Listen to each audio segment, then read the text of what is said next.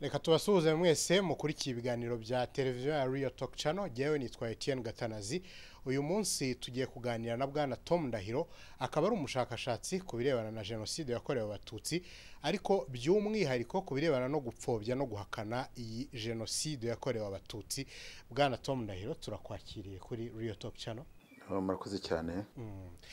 Uyu munsi ku kirebana n'icyaha cya jenoside, CNLG, komisiyo y'igihugu ishinzwe kurwanya jenoside, ivuga ko uko imyaka igenda irushaho kuzamuka, ariko ngo ikintu kirebana no kuyihakana cyangwa kuyipfobya birushaho kwiyongera. Ibyo bintu mwemeranya na CNLG? Nemeranya nabo ku urwo ruhande, ariko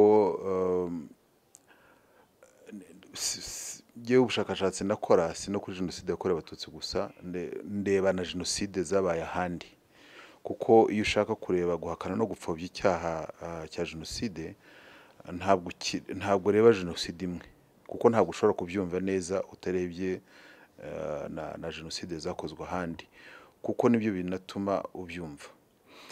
Ariko rero ngira ngo kuhakana no gupfobya jenoside ni byiza ko ngira ngo n'abakurikira ikiganiro cyawe bamenya ko atari ikintu cyiza nyuma ya jenoside, ni ikintu kibaho mbere ya jenoside, mu gihe cya jenoside na nyuma ya jenoside, wenda kigakabya cyane nyuma ya jenoside. Ubwo rero twavuga ko ubu nyuma dukunda kubona rimwe na rimwe nko kuri tweet zanyu muhanganye n'abantu muvuga ko bahakanya jenoside. Ubundi umuntu uramutse umubwiye, we nk'umushakashatsi, ibimenyetso by'umuntu uhakana jenoside, wamubwira ko uwo muntu atangira gute? Bitangira bite kugira ngo uvuge ngo umuntu runaka ni umuhakanyi? Hari ibimenyetso byinshi biza mu byiciro byinshi. Reka mvuge ibigaragara nyuma ibyagiye bigaragara nyuma ya jenoside. Abantu bakoze jenoside benshi bagiye bahakana ko yanabayeho, bakagira batya rimwe batari ko ntawayihakana ko yabayeho kandi abantu bose barabibonye. Cyakora reka twemere ko yabayeho, ariko tuvuge ko RPF yayikoze. Icyo ni ikintu urumva ko habayeho guhakana icyaha. Hajemo icyiciro cya kabiri, guhakana uwayikoze. Hakazamo icya gatatu, gutwerera uwayihagaritse ko ari we wayikoze. Iki ni kimwe. Ikindi cyiza ni ugupfobya uburemere bwayo,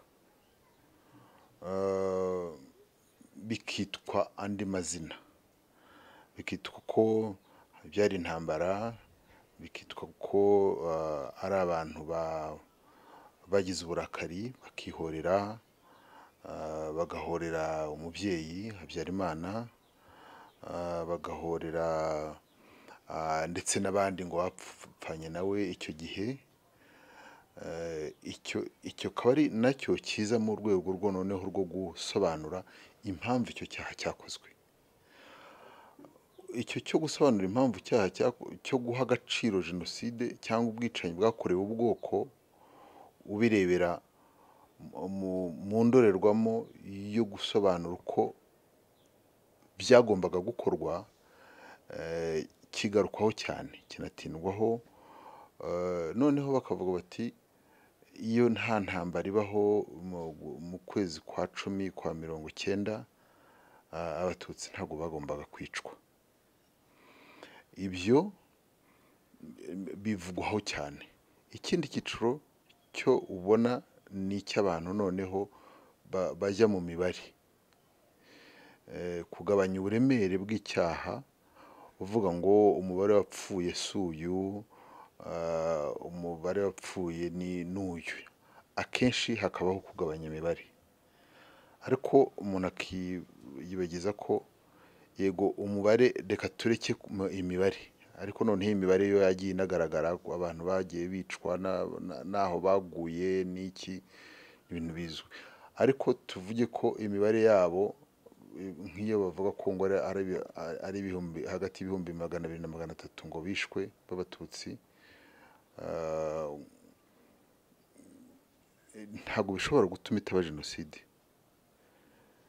Abantu bishwe muri Srebrenica ntabwo icyahoze ari Yugoslavia, ntabwo ari muri uwo mubare, ariko isi yemera ko hari jenoside yakorewe abantu b'ikiciro runaka cyari aho bikitwa jenoside. Ariko hano bageraho bakavuga ati yego abanyarwanda barapfuye ari miliyoni ndetse inarenga, ariko umubare na miliyoni nawo kuko warapfuye, ariko abenshi si abatutsi n'abahutu.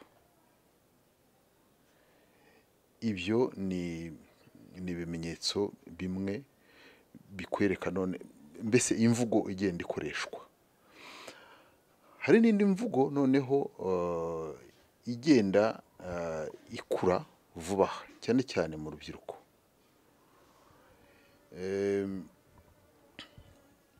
idashaka ko abakoze jenoside bavugwa mu mazina.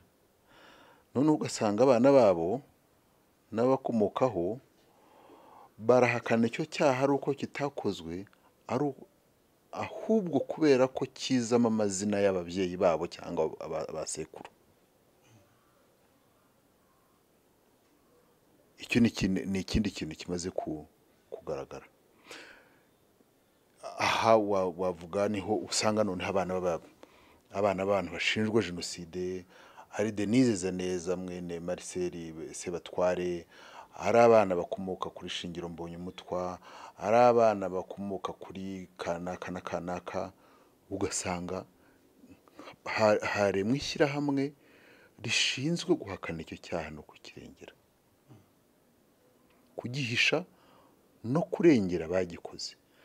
Kuko kimwe mu bimenyetso bizakubwira umuntu uhakana jenoside, yirinda kuvuga abantu bayikoze, abaca hirya akavuga ibindi, ariko akavuga ati nemera ko jenoside yabayeho, ariko ntuzumva avuga ngo kanaka na kanaka na kanaka na kanaka bayikozwe babigizemo uruhare. Ndaza kuguha ingero z'abantu runaka na runaka. Ibyo byiciro byose umbajije uti wampa ingero nazi guha rwose. Urundi rugero ni ugufata ko kuvuga ngo reka tubihakane, ariko ni politiki, reka ni uburenganzira bwacu bwo kuhakana icyo kintu, guhakana icyo cyaha. Ntabwo ari politiki. Guhakana no gupfobya jenoside ni icyaha kizwi hano n'ahandi, kuko ntabwo yakorewe abatutsi gusa, yakorewe abanyarumeniya, yakorewe abantu bo muri Namibia, yakorewe abayahudi. Icyo ni ikintu kiriho. Icyo kintu rero cyo gushaka kuvuga ngo guhakana jenoside ni politiki, ngira ngo ni ikintu gikwiye ahubwo guhagurukirwa kikamaganwa. Aha ngira ngo umuntu yaza kujya dushatse kukirwanya byagenda bite. Ni byiza ko hari umuntu muherutse kugirana ikiganiro wazanyemo irema nziza cyane, avuga ngo ntibisobanutse, wamubaza ati kidasobanutse ni iki, sinzi ko icyo kidasobanutse yacyumva, ariko umuntu yaza kugira icyo abivugaho. Icyo kintu rero cyo guhishira abantu bakoze jenoside nuko yanakozwe, byageze rero bimaze kugera indi ntera yaho bihindukira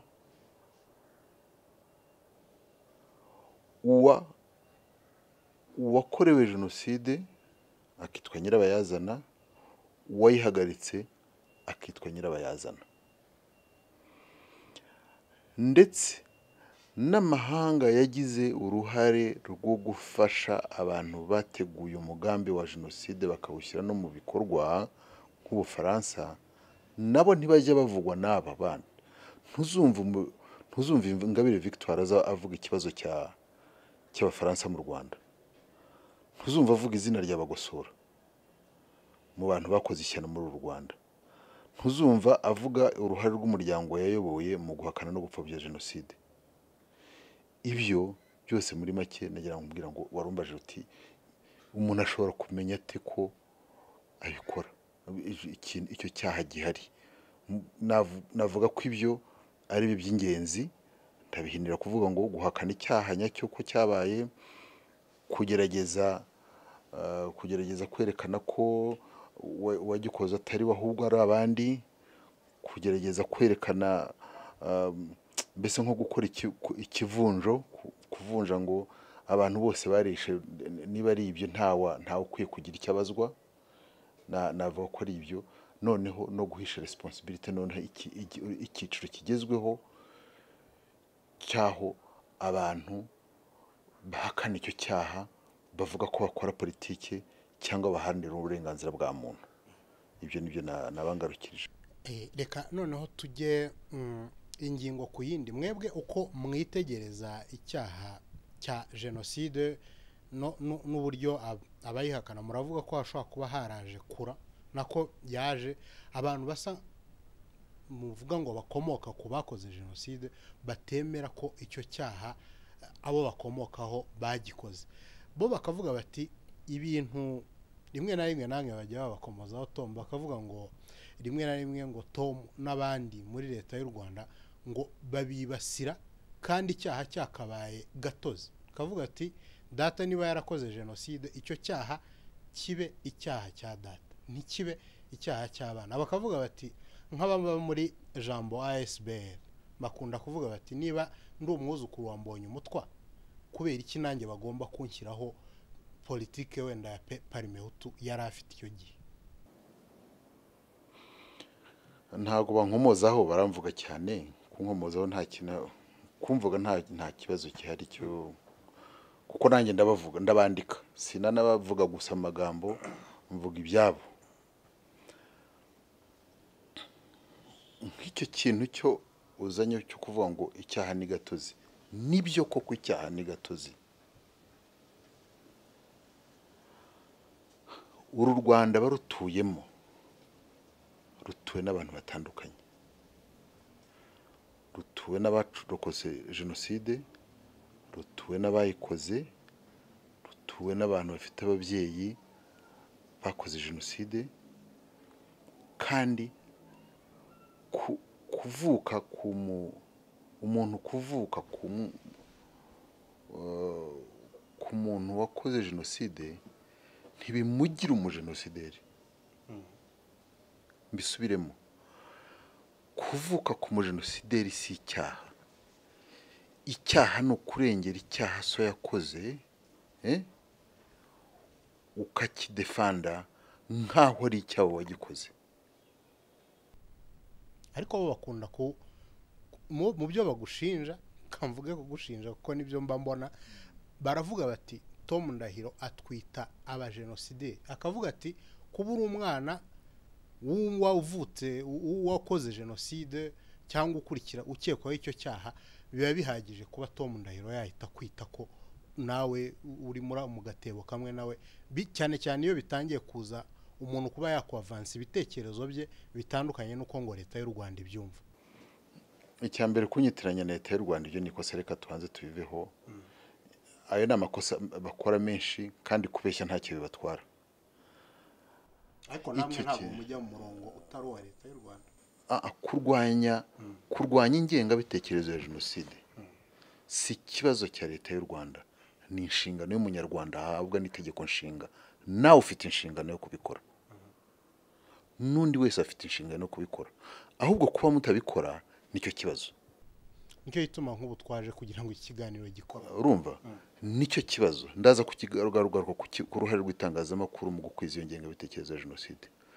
Reka tuvuge ku kibazo, ndatanga ingero ziri zuzuye. Kayibanda n'umwe, Gregory Kayibanda n'umwe mu bantu bakwije ingengabitekerezo ya jenoside muri iki gihugu. Namwita nka genocide in chief, sibyo? Kayibanda yagize abana afite n'abuzukuru, hari n'uherutse gupfa vuba ahangaha. Abakristo baravuga ngo Imana imuhe iruhuko ridashira, jyewe ndavuga ngo ubuzima bwe burarangiye, iryo ruhuko ridashira ntabwo ndizi jyewe. Nta mwana wa Kayibanda nzi,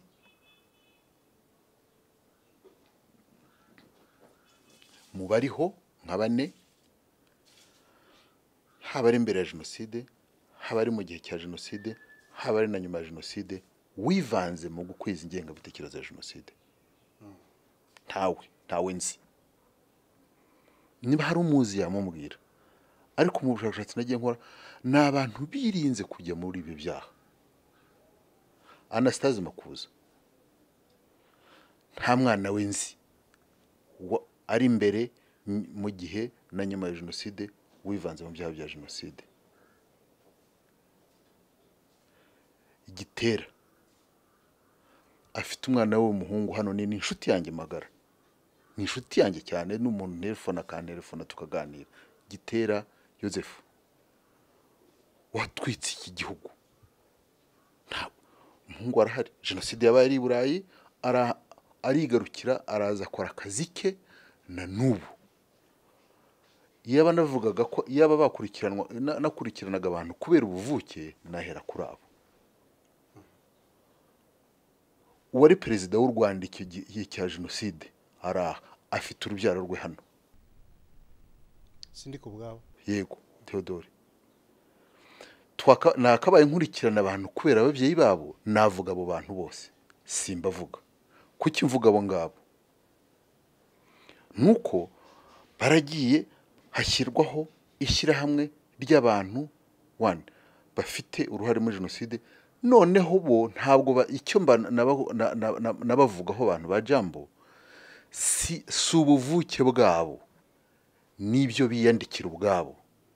Ariko noneho iyo umuntu ashaka kumenya umuzi w'icyaha, areba uyu muntu ko ari umwana, ibi bintu abikurahe. Sibyo?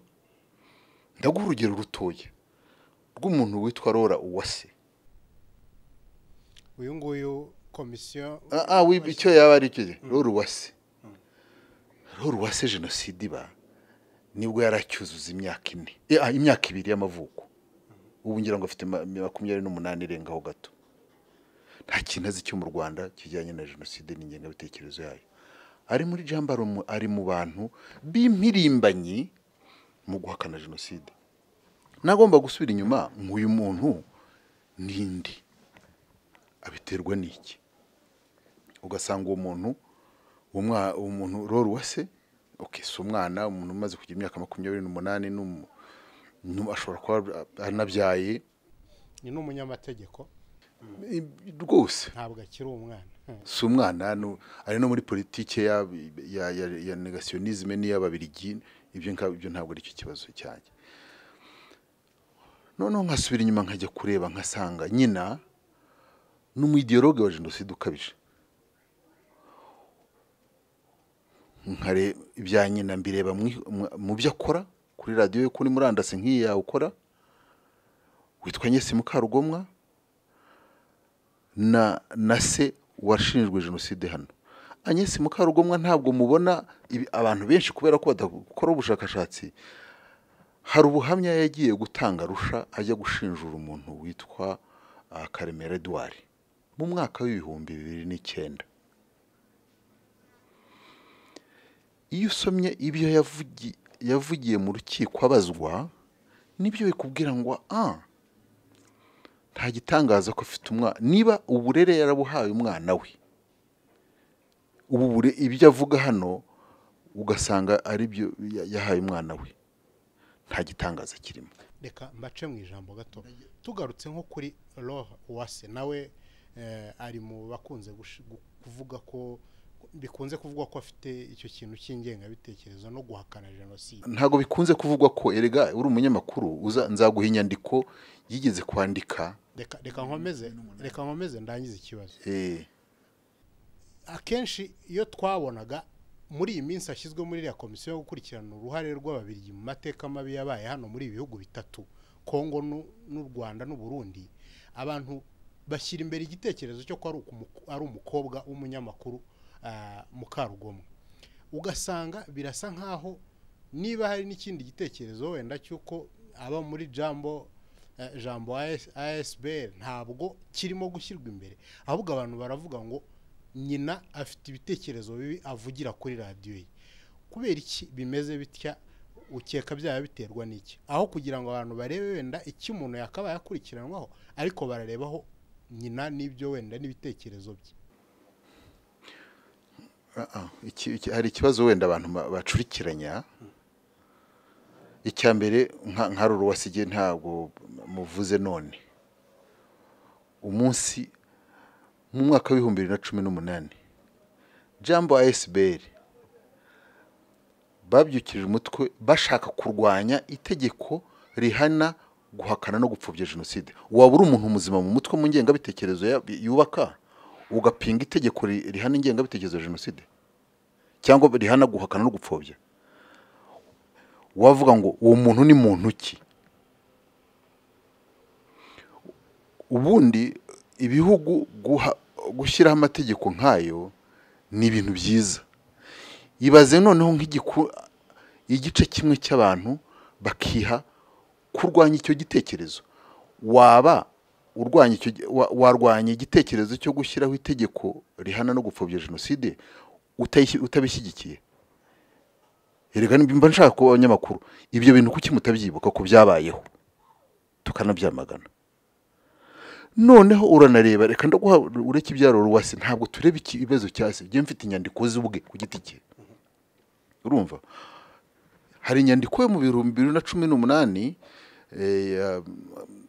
ko yasemuye ariko ngo ayikomora kwitwa Patrice Rudatinya mwene Shingiro Mbonyumutwa ariko wareba ibitekerezo biri muri iyo nyandiko y'umwaka wa 2018 bivuga ngo iki bihakana jenoside ku buryo buteye seseme n'isoni n'ibintu byose n'uburakari ugasanga birasa n'ibitekerezo byo nyina Mukarugomwa wavugiye mu rukiko mu mwaka wa 2009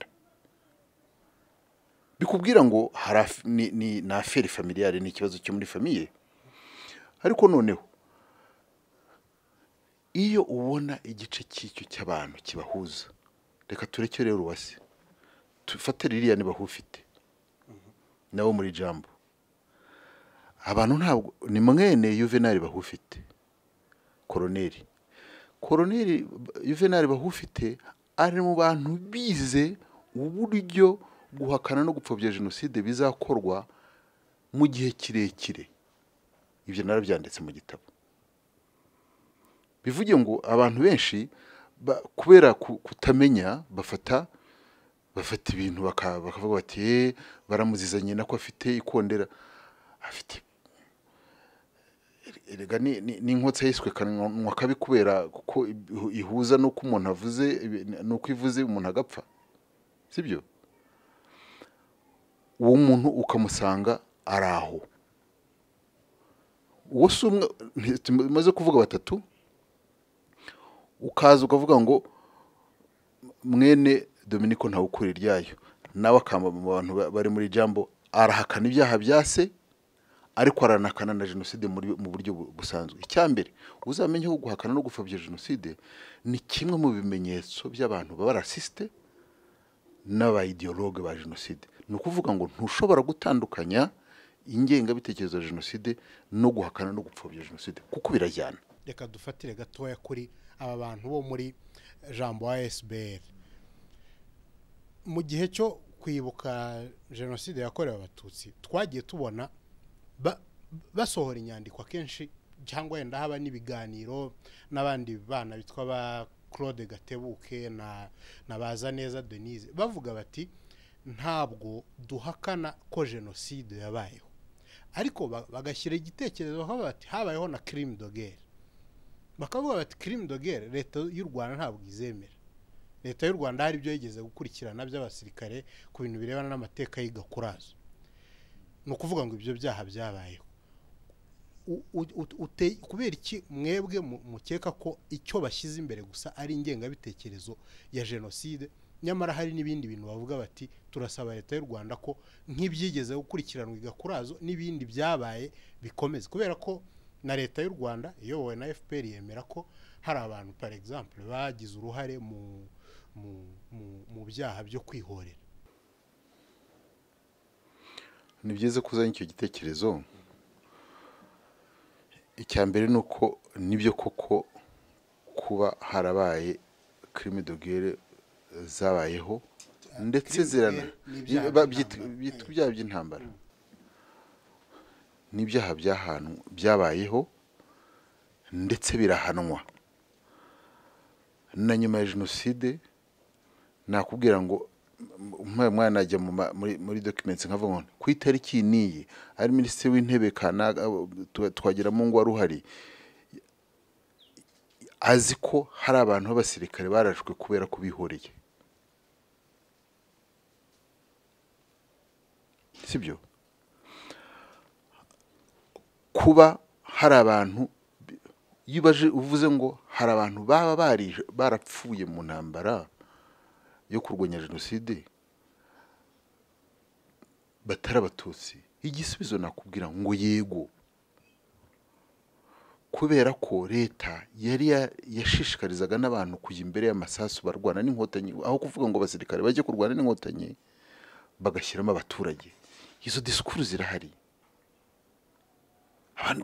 Ni ibintu nta kuvuga ngo hari abantu bapfuye batari abatutsi muri jenoside, barahari cyane, barahari, ariko rero no batazi ibyaha by'intambara. Abo bana oya nakubwiye bakaba bavuga bati ibyaha uburyo byahanwe ntibihagije, wenda bagereranyije nuko nk'abakurikiranyweho jenoside ndashaka bati leta y'u Rwanda ikwiye gutera intambwe n'abandi bose babikekwaho bakaba bahanwa nk'uko abakoze ibyaha by'igakurazo n'abandi utubwiye barashwe nabo bagahanwa. Burya rero iyo uvuga ikintu kijyanye n'icyaha wirinda gusa n'utera ibuye mu gihuru ngo se urebe ikivumbuka. Nakubwiye ko icya mbere Loro Uwase nakubwiye ko nta kintu namushinja ko yabaye yakoze muri jenoside. Yari umwana muto, ngira ngo yarageze kwitwa igitambambuga, imyaka 2. Ibitekerezo afite sibye n'ibyo ahabwa. Gatebuke we ni umunyabinyoma kuko ndamuzi, nahuye nawe nganira nawe nsanga nta muntu n'umuntu ubeshya. Yakubeshya iki? Yabeshya abantu, ntabwo ntabwo yambeshya. Yahagaze imbere y'abantu atangira kuvuga ngo muri Amerika ngo ukuntu ngo yarokotse, kuko icya mbere arabanza akabeshya ko ngo ari umuntu wacitse ku icumu. Wamubaza erega wowe uramuvuga none genda ndamuvuga muri 2011. Ashobora kuba ari umwana ukomoka ku muntu wakoze jenoside. Yari mu ideologue, sinzi ko yaba yarisha, ariko se ni umuntu histoire ye na nubu se Justin Gatebuke wakoraga muri ONAPO, ibitekerezo bye na relation ya FDLR iracyahari. Urumva icyambere arabeshya ko ari umurescape siwe. Ntabwo Claude Gatebuke ari umurescape wa jenoside. No, ni ikinyoma. Naranamubajije wowe Gatebuke turi muri Amerika ubeshya abantu mu kanya ubwiye abantu ngo kuri umurese ngo warokotse ngo jenoside n'intambara. Jenoside yarokotse ni iyi ngo jenoside y'u Rwanda, icyo mbere ahakanye jenoside yakorewe abatutsi. Ariko icya kabiri gikomeye nabigusabye nabikubwiye mbere ngitangira, niba ushaka kumenya umuntu uhakana jenoside kandi agira icyo ahishira abakoze jenoside, uzambwire na rimwe ahantu na hamwe Claude Gatebuke namushikiwe n'abashikiwe ari ngira ngo Alice Gatebuke na Beatrice Gatebuke bavuga ahantu na hamwe abantu bakoze jenoside mu mazina yabo na responsibility yabo. Nubibona uzazumbwire ngo ndababeshyira ko ari abanegationiste. kuko giye byo mvuga mbishingira ku bimenyetso ibyabo nta bimenyetso bafite yewe anytime ushobora kumpamagara nkavuga ngo ese hari abantu bahaniwe ko bakoze ibyaha by'intambara mu Rwanda nabikubonera atari byo atari testimony yanjye cyangwa ubuhamya bwanjye ubuhamya bwanditse bw'abategetsi barimo batari kuvuga ngo ari nabacitse ku icumu ariko ikibazo ni iki nuko abo bantu bamaze igihe kinini ntawo bavuga ariko ikindi nuko umuntu erega burya hari iyo ushobora kugera ku mwanzuro ko A igira icyo pfana na B kubera ko B yagaragaje ibimenyetso bimwe cyangwa ibintu bimwe bigira icyo bihuriraho na A ntabwo ari ibintu dushingiraho gusa umuntu mwene hari umwana wambonye umutwe witwa Ruhumuza afite mukuru we nawe wagiye gutanga ubuhamya Arusha sinari muzi n'icya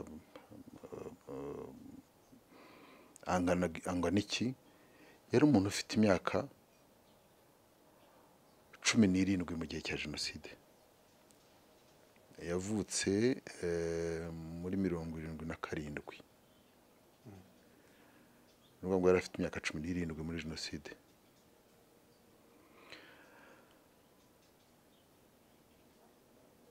mu buhamya yari yarahaye abagenzacyaha b'urukiko mpuzamahanga mpanabyaha rwa Arusha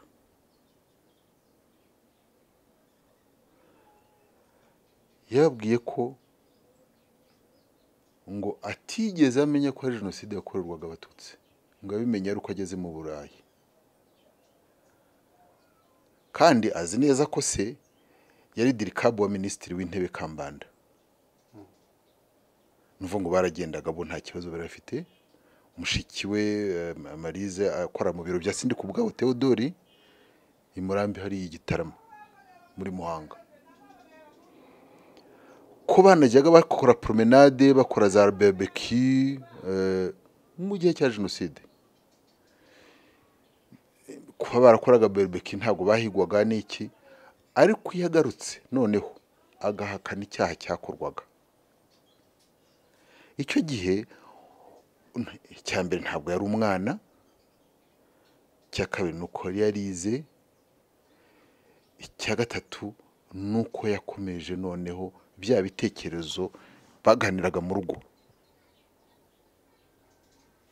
urumva ntabwo ari ikibazo cyo nakubwiye impamvu yuko mbashinja ibyo mbashinja suko biterwa n'abo bari bo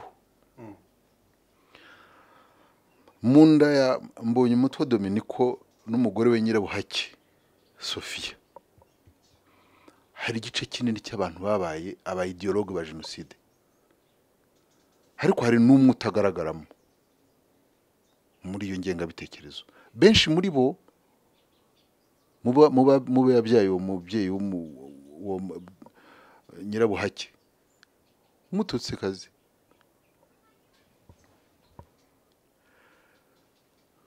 benshi muri bo ari umukobwa we witwa Mukamugema ari uwo Shingiro urumva ari Muramutse ari Kigufi abo bose babaye ba genocideri arimo urumva icyo gihe rero ndagaruka cy'ubuvuke ariko twirengeza bari abana nkuko mwavuze bo bagarukaho biriya bintu twari turimo kuvuga by'ibyaha by'intambara bo bakavuga bati nabyo bikurikira icyo nicyo kibazo nakubwiye nti kibazo cy'ibyaha by'intambara n'impamvu ntanabigarutseho kuko bo ikintu gikomeye no uvuga ngo twe tuvuga kubera ko ubuvuke bwabo sibwo bwakabaye ari ubuvuke twabakabaye tuvuga n'abandi bafite ubuvuke nk'ubwo urumva sibyo ibyaha by'intambara nabyo navuze ko ibimenyetso biri hariko abantu bagiye bahanwa bo uzababaze ngo ibyo bashingiraho ni ibihe hehe ryari urumva kuko bo noneho n'abakomisiyoneri reka mbita abakomisiyoneri kubera ko benshi muri bo nta muntu muri bo bageze icyo bahagararaho. Hari ibintu bimwe na bimwe ku bintu birebana n'ibi byaha by'intambara tubona harimo nk'abanyamakuru nka Judy River umunyakanadakazi, hari n'ibyo twabonye mu 2014 by'umwongerezakazi Jane Corbin n'ibindi bagashingira kuri biriya bintu bakavuga bati ibi bintu byarabaye ariko niba byaranahanwe byahanwe gakeya bya nyirarureshwa mu bivuga hiki. Okay, ni byiza cyane ko uzanye ikibazo cya Judy River nabo bantu cyambere abantu baba nigeze kubwira abantu bahakana jenoside n'abayipfobya higanjemo abayikoze inshuti zabo na bamwe mu babakomokaho. Ubwo Judy River yaba ari mu nshuti zabo Judy River mu bintu avuga igitabo cye ndi mu bantu ngira ngo bagisomye mbere na n'ubu ndagifite hano wanjye nagisomye nagenda nkwereka ngo ibitekerezo bya Judy River nta gitekerezo na kimwe gishya ndetse ibyinshi sinibye we yaranditse gusa nta bushakashatsi oya akaganira n'abantu. We avuga ko ngo yakoranye ibiganiro n'abahoze ari abasirikare ba RPF ngo n'abandi baturage wenda bagizweho ibyo bibazo n'ibyaha by'intambara. Abantu Judy River yavugiranye nabo ibiganiro. Erega iyo utasomye igitabo umuntu akakubwira ngo yanditsemo ibi nibi ufata nyine ibyo wabwiwe ariko atariko binameze. Judy River ibitekerezo bye ndaguha ibitekerezo bibiri bikwereka ngo ubundi n'umuntu akwiye kuba hari mandat d'arrêt izamukurikirana nko mu Rwanda ariko n'ikindi gihugu icyo ari cyo cyose gihana guhakana no gupfobya jenoside gikwiye gukurikirana Judy River. Judy River abantu inkomoko y'ibitekerezo byawe ni yihe? Hari ibitekerezo bya Judy River mu gitabo cye bihura neza n'ibitekerezo bya Mugesera Reho yanditse muri 1991. Ndaguha urugero mu gitabo cya Judy River ku rupapuro rwa 14 yandika ko ngo yemera ko kuva na mbere FPR yari ifite umugambi wo gukorera jenoside abahutu. Icyo gitekerezo kiri mu nyandiko yakozwe na Mugesera Reho mu kwezi kwa kabiri kwa 1991. Ni igitabo cyanditswe muri 2018 ariko ibitekerezo n'ibyo muri 1991. Neza nkuko mbikubwiye niko bimeze. Ugiye ku rupapuro rwa 14 rw'icyo gitabo cye. Hari ibindi bitekerezo byuko ngo ngo bahutu bagiye bicwa n'inkotanyi aha uragenda ugavuga aho FPR yari yafashe cyane muri Byumba.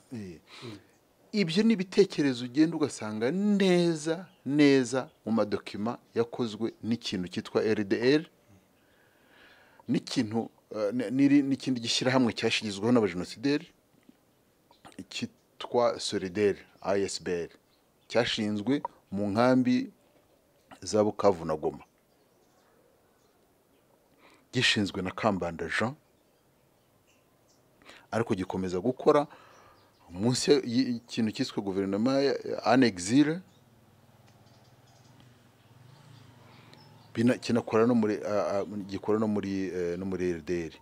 Inyandiko za iyo ASBL byakozwe kuri komande ya guverinoma ya Sindika Ubwabo na Kambanda ndetse n'abantu bayigiyemo bamwe bavuyemo bajya muri icyo kintu cyitwa RDR. inyandiko ze uragenda ugasanga ari exact. Hari nk'igitekerezo cyo kuvuga ngo ngo FPR mu bantu yibasiye cyane ni abahutu bize, ngo ndetse nta muhutu wize inkotanyi zishaka mu Rwanda. Ibyo biri mu gitabo cya Judy River. Mujya mukurikira ubwo uretse gatoya Judy River arimo, mujya mukurikira abasirikare bahunze batakiba mu Rwanda, bahoze ari abasirikare ba RPF, bavuga ko bari no ku Murindi, aho habaga high command ya RPF, bavuga ngo RPF ngo nayo yakoze ibyaha, ariko bakabivuga ari abasirikare bahoze ari aba RPF. Murabakurikira? Ndabigusobanurira nyuma ariko mbanze nkubwire n'icyo gitekerezo cyo kuvuga ngo RPF ngo nta muhutu wizishaka. Iyo literature mu gitabo cyangwa sinabyita ubuvanganzo ya Judy River wisanga mu nyandiko. Ndatanga urugero rumwe gusa. Wisanga mu nyandiko nyinshi, ariko wisanga no muri interview umuntu witwa Stanislas Mbonampeka yahaye umunyamakuru mu Bubiligi mu kwezi kwa 9 muri 1994. Judy River nta hantu yerekana ko yaba yaraganiriye na Stanislas Mbonampeka, urumva? Ariko ibitekerezo bivuga nkaho ari ibye, cyane ko bigenda bigaragara ahantu henshi. Ikibazo rero ni iki cyuvuga ngo ese ibitekerezo biva he bijya he? Noneho warugarutse kubo Judy River yavuganye nabo. Hari abantu bari abasirikare, kuba umusirikare wa RPF ntibimubuza kuba umuntu, ntibishobora kumubuza kuba ikigoryi ari cyo, ntibimubuza kuba igisamba ari cyo. Kuba baravuze biriya ni ubugoryi cyangwa ubusambo rwose, kuko inkotanyi ntabwo zishobora kuba hari ibintu bibiri zitari gukora ngo bibangikane. Ntabwo zari kubangikanya gukora jenoside no kurwana intambara. Uyu munsi uzagende ushake abantu barahari bari gishambashayo, ari impunzi zari zarasigaye inyuma. Abo bantu niba hatarimo abahungu babo bagize uruhare rwo gufatanya n'inkotanyi ku rugamba, barwana cyangwa babatwaza, barahari. Bari kujya kwica abahutu, abo ngabo bari kuba babasigiye iki? Urumva? Muri icyo gitabo cya Judy River hari umuntu witwa Furuma, uwo Judy River avuga ngo yamuhaye amakuru, akamwemeza ko ngo abantu ari abantu bishwe i Nyarubuye, n'abantu twagiye dusanga barashengukiye mu ahantu henshi, ngo tubatishwe n'inkotanyi, bambe batishwe n'intera hamwe, bishwe n'inkotanyi. Ibyo bintu urabibona ukavuga utuke, iyo umuntu iyo isari yasumbye isesemi, umugabo asubira gucyo yangaga. Kandi n'ubugoryi s'umwihariko w'abantu, n'ubugome s'umwihariko w'abantu bamwe gusa. Umuntu wese noneho nkwereke tendance imwe yo mutajya muvuga abanyamakuru, ndaza kubagaruka abanyamakuru n'uruhare rwanyu, nuko abantu badakorana investigation ngo barebe ngo uyu muntu ninde. Ushobora kuvuga ngo inkotanyi zari nkuko Judy River abivuga, ndetse na bamwe mu bacitse ku icumi batangiye kujya babizanamo, bitwa ko ntangiye kuvuga ngo kubishyira mu dukirigito, ko kwica abatutsi byari mu mugambi w'inkotanyi.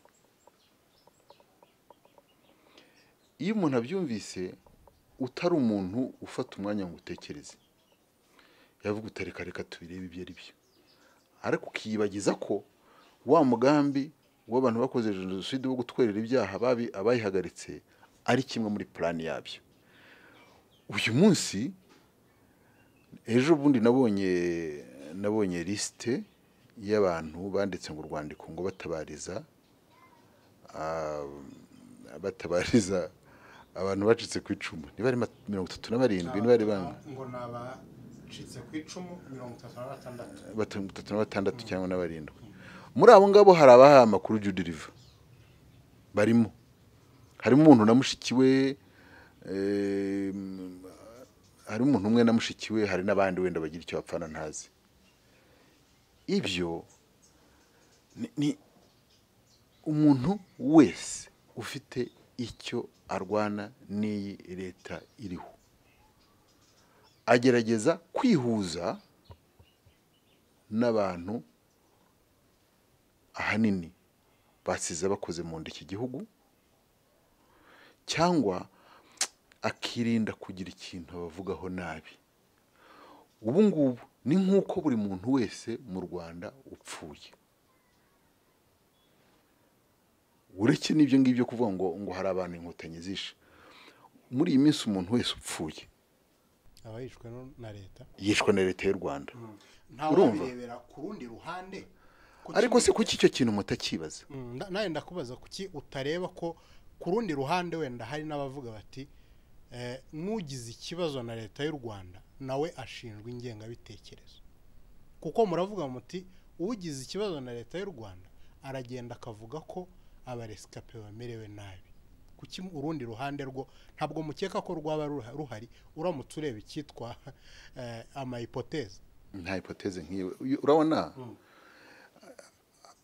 ukora hypothèse hari teze ushaka kugeraho ushaka wibaza kugira ngo ugire kuri ugeraho ariko hari ibyo utibaza kubera ko nta kuri bishobora kukugezaho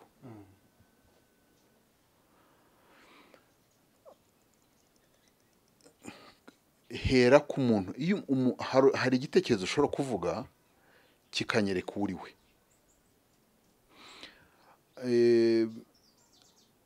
wavuga ibintu bibiri bitatu bikambwira ko ntakwiye kuzongera kukumva kubera ko ndeba uburyo bisubiramo kabiri gatatu nkabona ko ibi bitekerezo umuntu bimurimo reka ngaruke ku kivuze ngo leta y'u Rwanda itoteza ngo uvuze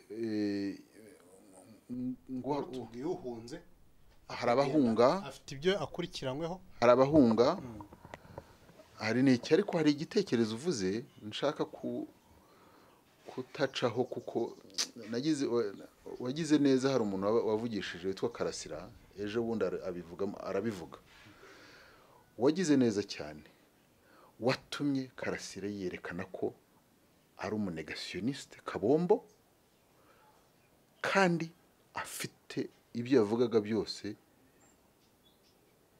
niba atari umukomisiyoneri yari umumerisoneri umumerisoneri ubwo ni nk'umucanshuro yari umukomisiyoneri avugira abantu akorera niwe wabyivugiye sijye yaranatakambye avuga ati hari abantu ubwo ngubwo nirukanywe noneho abantu bambwiraga ibi n'ibi nizere ko bazangoboka mu bitekerezo bye yavuze yahakanye ko yaravuze ngo abantu bose iyo bagaragaje ibi n'ibi ngo bavuga ko bagira ingengabitekerezo ya jenoside cyangwa bafite ibi n'ibi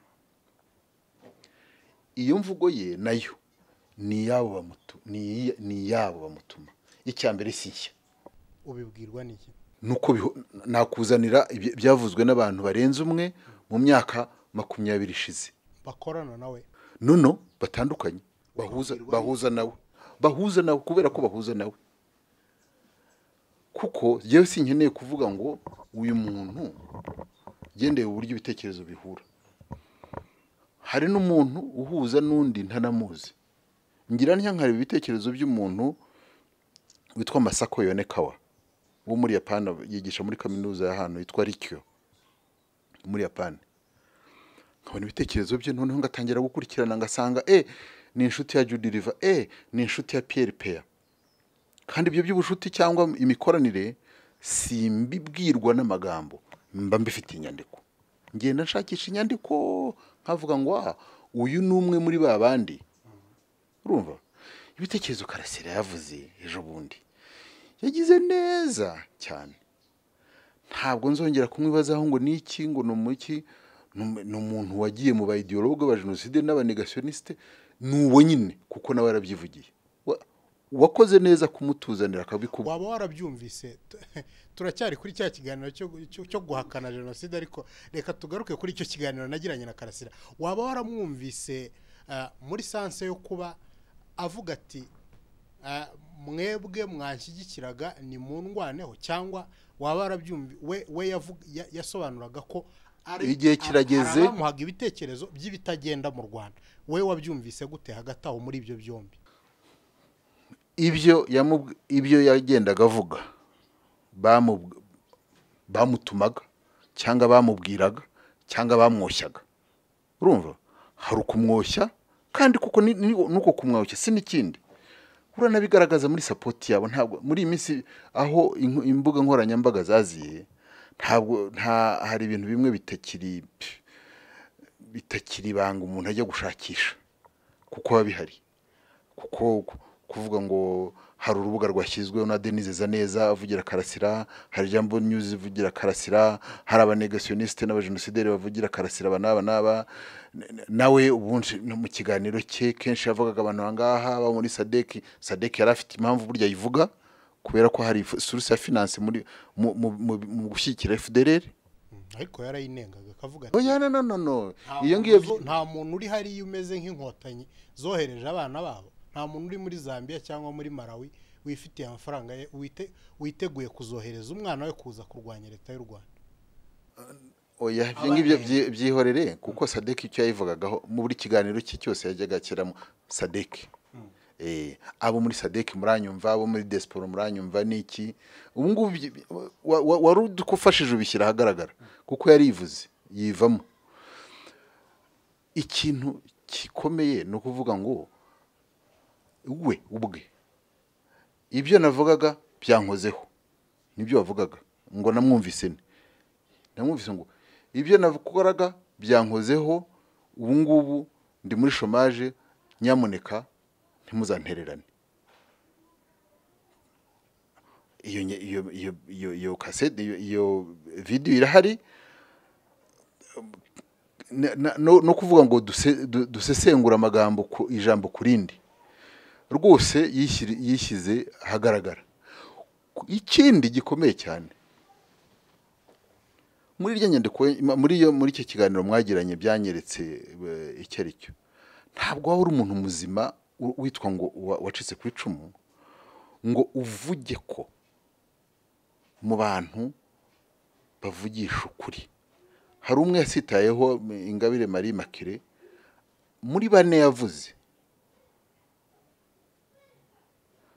Waje akurikira Ingabire Marie Makire ni Ingabire Victoire Umuhoza, akurikiraho na Ntaganda, akurikiraho na Ntakirutinka.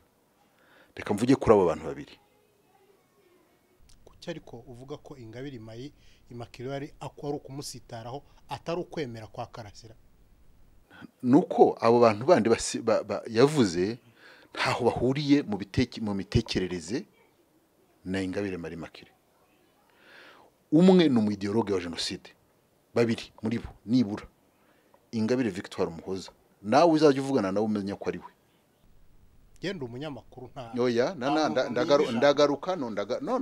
ndagaruka kuri icyo kibazo cy'abanyamakuru cyo kuvuga ngo ibintu mwirengagiza. Witwa Ntaganda wa pesi imbera kuri igice cyagiye gufatanya na FDLR.